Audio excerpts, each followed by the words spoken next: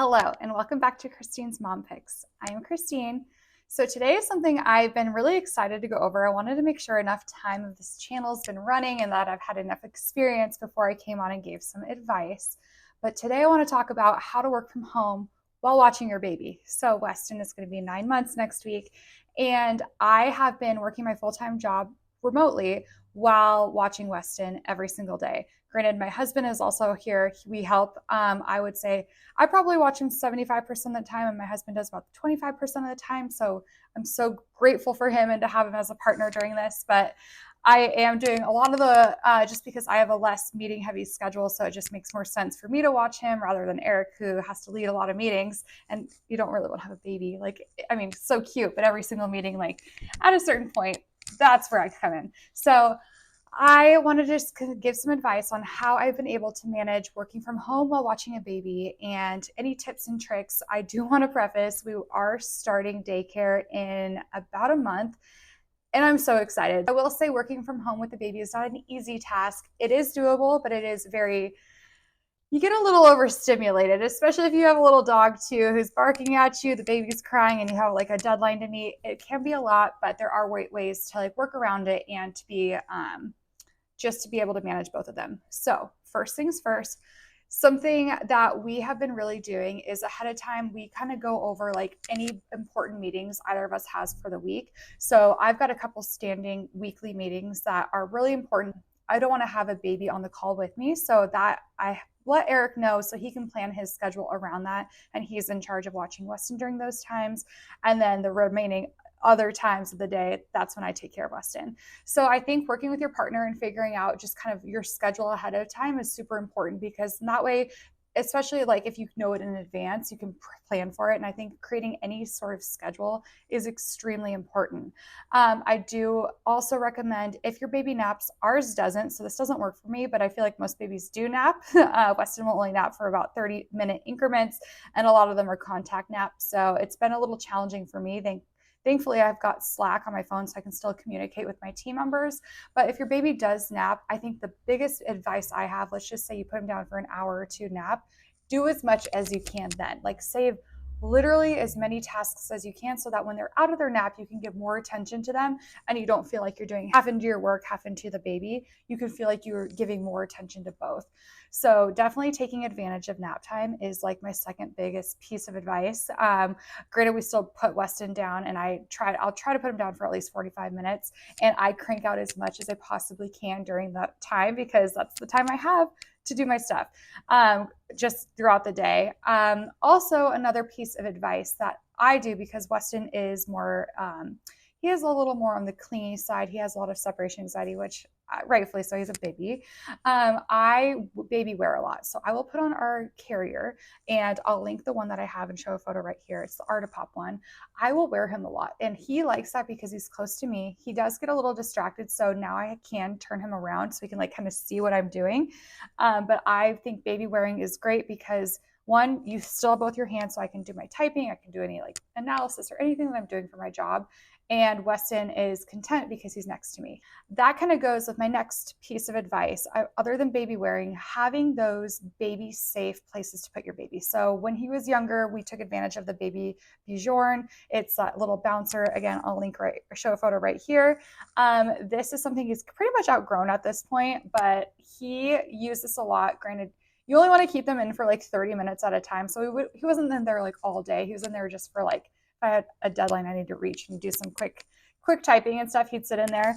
But that is something we use. We use our Skip Hop. And again, I'll show you the photo of this one as well. This Skip Hop one has been really great because it's got an activity center around him, so he's able to distract himself and play. And I think it's really encouraging for him to like keep busy and not realize that he's like not right next to me and I'm not the one having to entertain him. So that's another great way, just having some kind of like contraption, we call them containers, that you can put your baby in so that they can, they're your hands free. So you've got the ability to type. If you're in a meeting, you can like maybe lower your volume so you don't hear the toys playing, but you can still engage and listen into the meeting.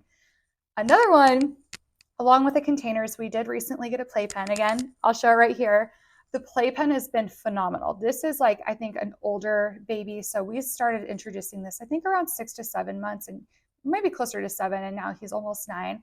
This is something I will place him in the playpen with toys, and I will sit right next to him at the coffee table, sit on this couch right here, and watch him. So I can watch him and work at the same time. So that way I'm like have full visibility. He can see me, and it really allows me to get my work done and focus, because I think he's not going to cry because he knows where I am, and I can like safely see everything he's doing, so I don't have to worry about like him getting into anything.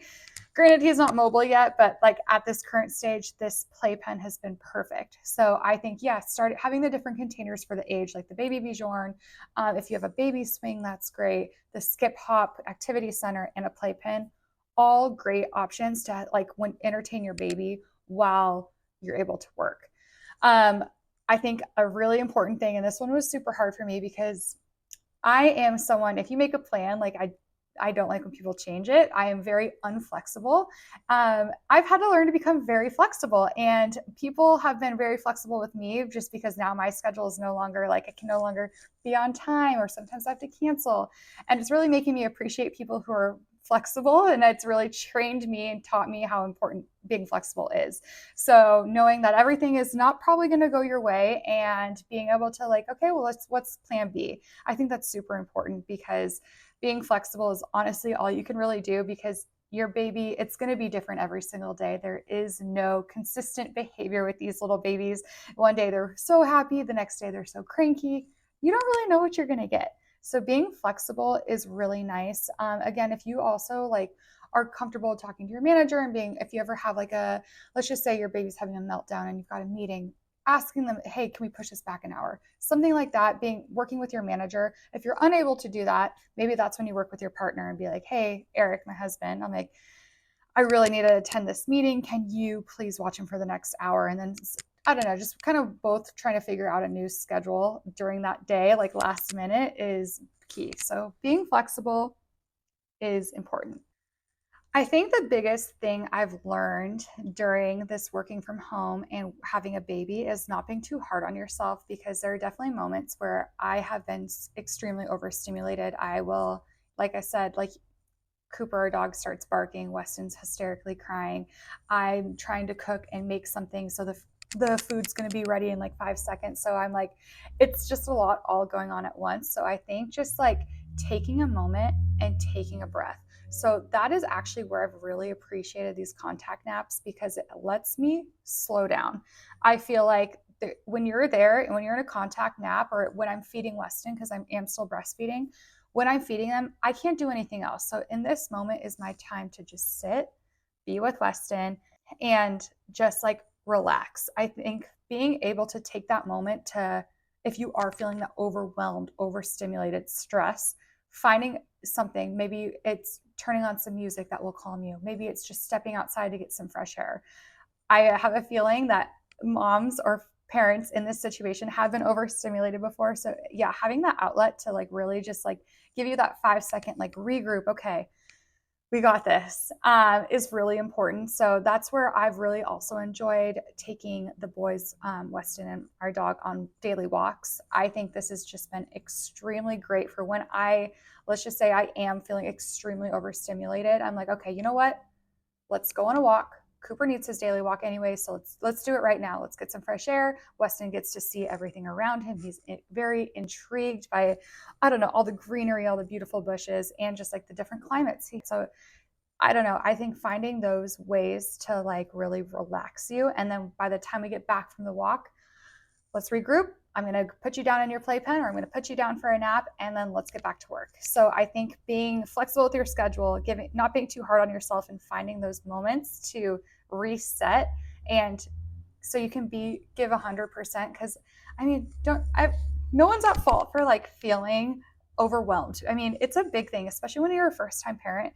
This is completely new. It is a whole avenue. But then if you're a second-time parent, now you have more kids or third time, fourth time, you have more kids.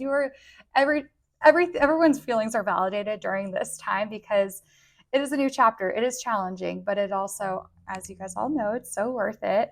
But yeah, not being too hard on yourself is a key important thing to remind yourself. Maybe you need to set it as a phone background, like you're doing your best, you are doing great, your baby's happy, your family is happy. This might be a hard moment, but it's not forever.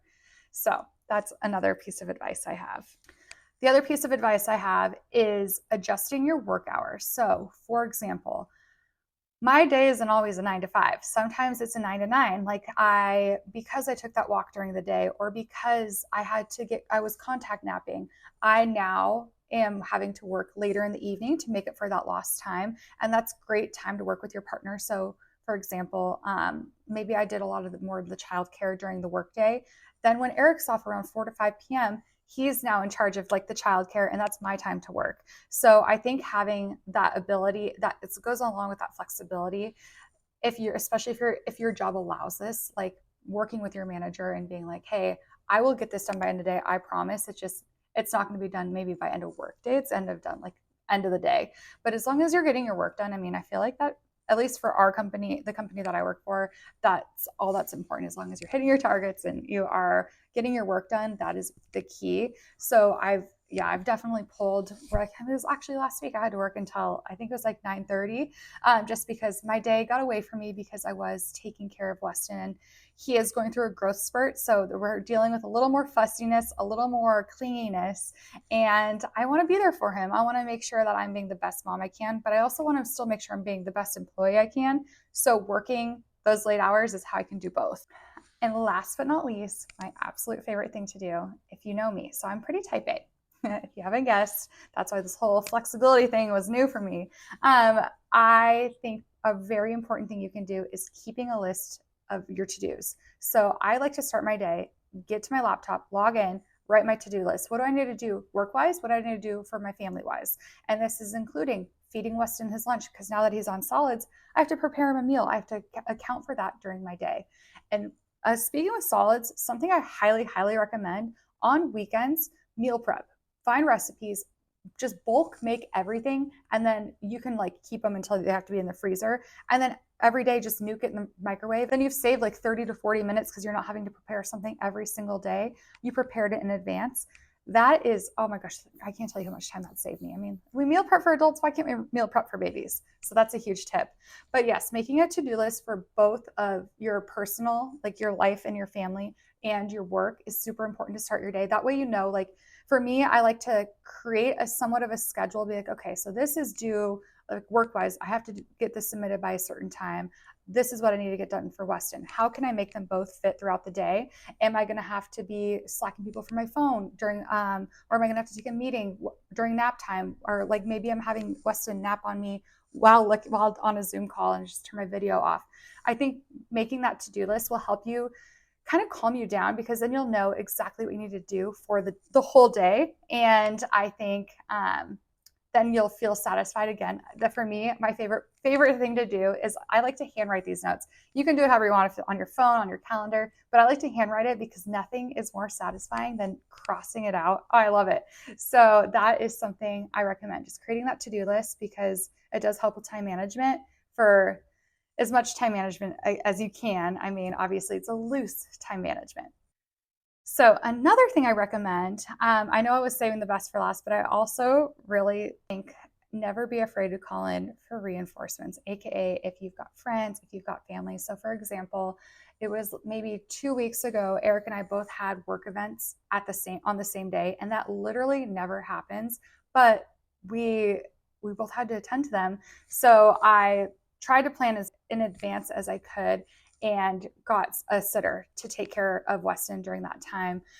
Whether it's your parents, your friends, or you just find a nanny online via like Facebook or something like that, I don't think you should ever feel bad about calling in for reinforcements.